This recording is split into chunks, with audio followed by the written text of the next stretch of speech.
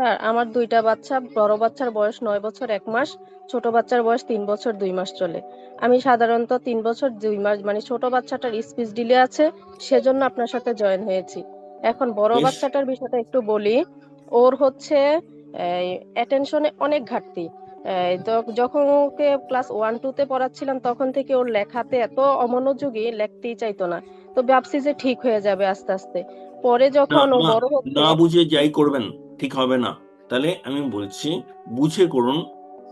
আপনি নিজে কি হচ্ছে, কেন হচ্ছে, কি করলে ঠিক হবে, আমি এতটা বোঝার কথা বলছি।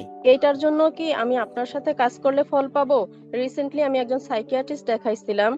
উনি আমাকে কিছু মেডিসিন দিছেন, মনোযোগের জন্য একটা ওষুধ দিছেন অ্যাটেনটিন 10, যেটা আমি এখনো শুরু করিনি মাদারিয়ান, রিসেন্টলি। মাদারিয়ান। রিসেন্ট কথাটা হ্যাঁ, হচ্ছে বলুন। আপনি ওষুধ দিলে দিন, ওষুধ দিলে অসুবিধা নেই। কথাটা হচ্ছে আপনার কাছে পুরো ব্যাপারটা কি পরিষ্কার, কি হচ্ছে এবং কতদিনে কিভাবে ফল আসবে, আমায় এটা বলুন।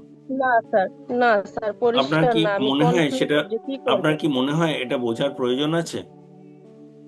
জি স্যার, অবশ্যই। তাহলে অবশ্যই। আমি আপনাকে পুরোটা বোঝার কথা বলছি, এবং না বুঝে অন্ধের মতো সো কল্ড এক্সপার্টদের উপর ভরসা করে বসে থাকতে না করছি। স্যার আমি কিভাবে একটু কথা বলতে কতদিনে চাই। ফল আসবে সেটা বুঝতে বলছি এবং করতে বলছি।